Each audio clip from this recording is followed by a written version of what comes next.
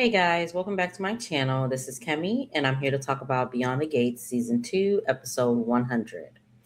Now, before we begin, make sure you guys are liking, subscribing, and turning on your post notifications so you'll know whenever I post.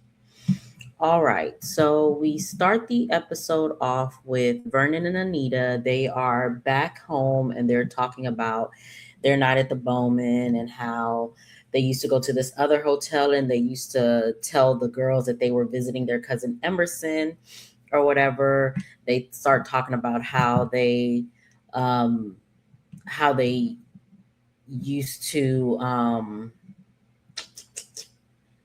they start kissing, and then they're talking about how they used to do 3 days and this was only a 2 day thing, and maybe they should go back for the third day. And then they hear the elevator, and not Naomi, Nicole comes out of the elevator, and she heard them, and she just wants to clarify, if they really did have a cousin named Emerson.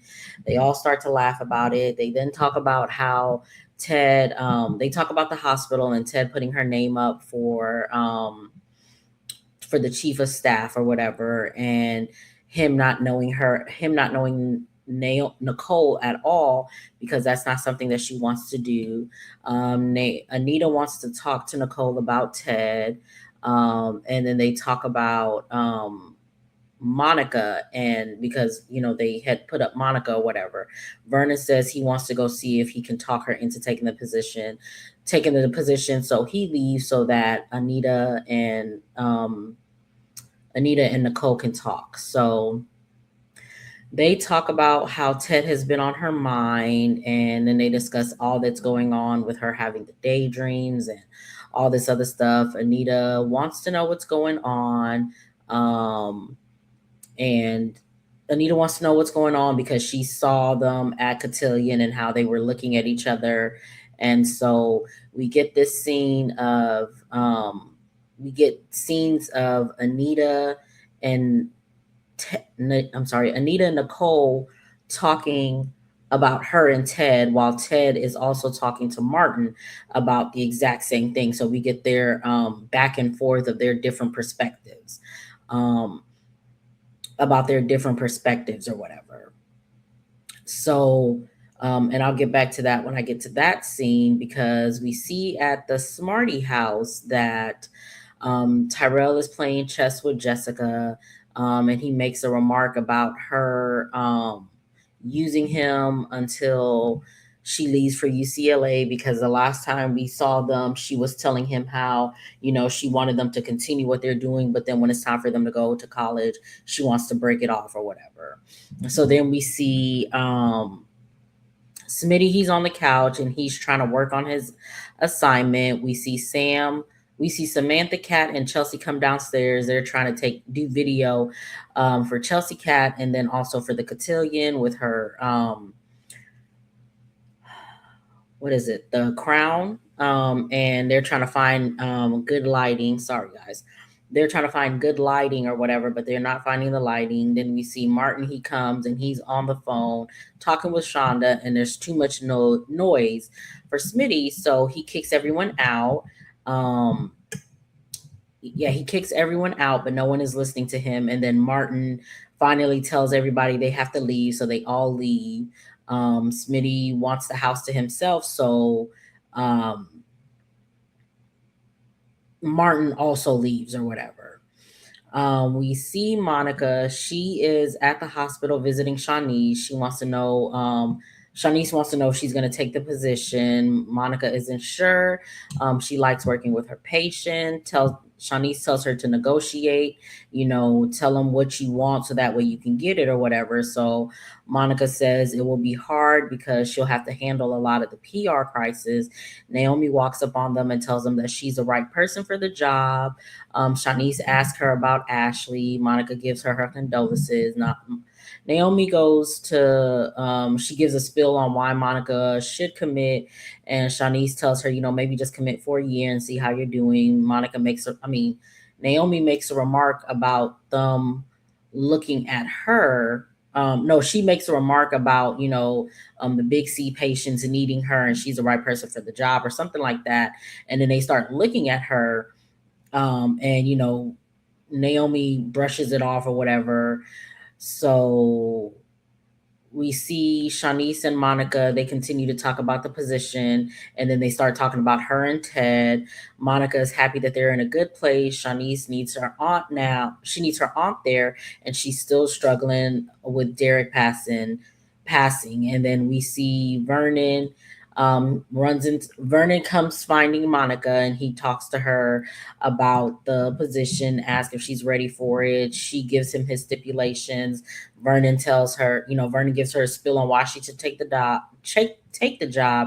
She tells him that she's going to accept it, but she wants to give her terms. She gives him the terms, and he agrees. He says he'll get the hospital to agree to it as well. So we see Eva and Ted. They're at the club and they're doing a work lunch. She's flustered because she's had so much to do. Ted tells her not to let her mom talk her into more work than she's to more work um, so that she's not there for the paying job that she does have. She says she isn't do she's not that's not the reason why she's flustered. She's flustered because of Derek. She wants to do right by him. She didn't know that this would hurt so much. She's never lost anyone. She cries about it. She never lost anyone that she was this close to before. They cry about it. He asked about Alan. She says no, he wasn't there for her, and he kept her at arm's length. She didn't feel anything when she passed. Ted then talks about losing Doug, and I was just like, "What about your brother? You were closer to your brother, but you know what? I should have kept my mouth shut," because he later talks about that. He gives her advice, and he doesn't want her to miss any more moments. And he tells her he doesn't want to miss any more moments with her. She's glad he's there. He gives her the week off and talks about how the clinic has become a lifeline for the community. He talks about him losing his brother and how he and Nicole had to keep Andre together. And the Duprees kept him together, but he found his solace in Bill. She makes a remark, and he was just like, and so she was just like, my bad. So then he tells her that Bill had lost a friend around the same time, and they shared their grief together. He tells her to find someone that she can talk to Derek about. So we see Eva. She goes to the hospital, and she runs into Shanice because that's the person that she wants to find solace in, because that's someone that she can talk to. She could talk to, what's his name? She could talk to her about Derek. So they talk about it, but we don't really see them talking about it. We just come back and we see them talking a little bit about Derek and how he was a flirt and all this other stuff. And Shanice tells her, I needed this. And she says, if you ever need this again, that we should meet up or whatever. So we see,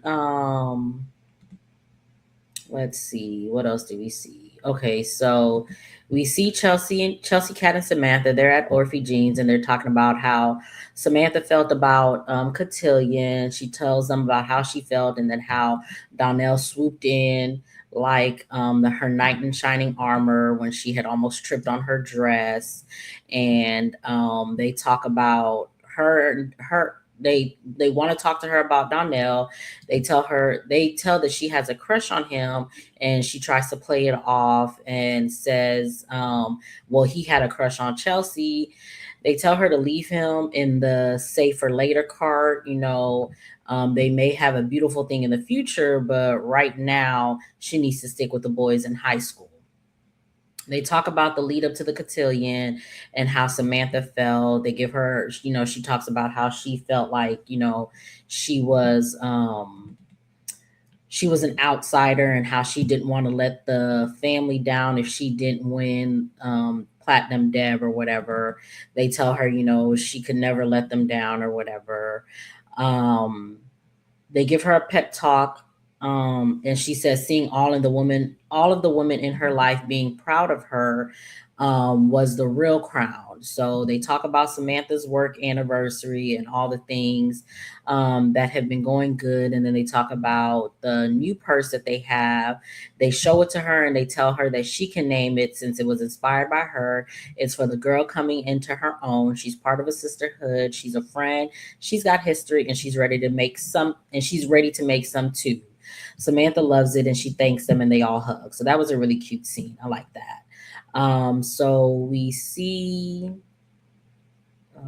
let's see, I apologize. We see Samantha, not Samantha, Tyrell and Jessica. They are, and I want to say, I don't have that picture up, but I want to say they are they're at the cabin, at her family's cabin, and they're talking about, they're talking about, they're playing chess, and they're also talking about, what's to come for them. She's telling him that she's not about to change schools for him, but it doesn't mean that it's easy for her. He says he never thought that he never thought that she would be with him. They talk about how they'll carry each other forever. They start kissing. Then the next scene we see them in bed with, no clothes on. He says it gets better every time. She says if he keeps doing this, she may never leave. And he says challenge accepted. So we see Ted, he's with Martin at the club, and they're talking, and he tells him about how he got kicked out of the house. And Ted asks, are they having problems? And he was just like, no. And he tells him what happened. Then Ted gives him advice, and they start talking about Nicole. And this is when we see the go between Nicole and Ted. I mean, Nicole and Anita, and then Ted and Martin talking about what's been going on. So, Anita, Martin, not Martin, and Nicole was telling Anita how she's been having the daydreams, and then Ted is talking to Martin about how his mom's been acting weird. He feels like something's going on, but he's not really sure. X, Y, and Z or whatever. Martin gives him advice. Anita gives her advice. Then we see Ted. He is back at the hospital.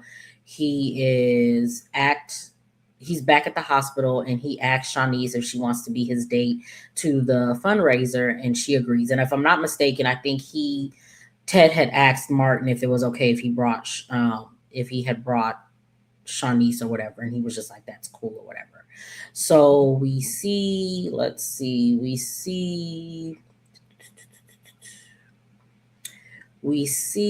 and I do apologize. Okay, we see Naomi. She's visiting Smitty. She doesn't know if she should be mad or glad that he was there for Jacob at that time being. She's conflicted because she wishes he never did this, because of all that they lost. It can't be recovered, but she's glad that he had someone with him, and she's grateful for it. She's grateful to Smitty. Smitty is happy to hear that, and she realizes all the times that he would call her over and like keep in touch with her. He was trying to keep her busy so she wouldn't be alone or whatever. She says she wishes that she knew about him, and he asked if she's sure that she forgives him. She says she doesn't like it, but she understands. I think they hug. I can't remember. I'm not even gonna lie to you. We see she's now at the club. She gets a phone call from her doctor. Not even her doctor, but she gets a phone call from Ted and Carlton's office because she wanted to talk with them about getting a mastectomy. If is that what it's called? I think it's a mastectomy when you get rid of your breast. I think that's what it's called. Um, yeah, I think that's what it's called. But she was supposed to schedule an appointment to talk to them about it, but she had canceled it, and she said she'll reschedule it or whatever. We see Martin. He's back at the house, and let's see. Yeah, Martin comes back to the house, and he brings all of Smitty's faves. Mark Smitty tells him he just sent in his first draft. He's happy. They start kissing, and then they about to get it on or whatever. So let's see. I think that was, for the most part, that was it. Let's see. Just going over the last of my notes. Okay, so sorry. Oh, sorry, I missed it. So Anita, while she's talking after we did the little back and forth between Anita, Nicole, Ted, and Martin, Anita asked Nicole, what's going on with her love life. No, sorry. Nicole had told her about how she went to go tell Ted about the daydreams, but Shanice had interrupted. So Anita wants to know what would have happened if you would have told him. Anita Nicole says it's best that she, it happened for whatever it happened. So Anita asks her about her love life. She tells her about it or whatever, and then Anita asks her who she's bringing to the fundraiser, but she never answers. Or I'm not sure if she. I don't remember if she answers or not, but we know that she doesn't bring anyone. So I think she may have said no one or whatever. I don't know. But yeah, so that was the episode. Not a lot happened. Just a cute little, back getting a little bit of some information about some people or whatever. So we're gearing up to the fundraiser, which is about to be good. But that was it. Make sure you guys are liking, subscribing, and turning on your post notifications so you'll know whenever I post. Get down in the comments, tell me what you guys thought of this episode, and I will see you guys in the next one.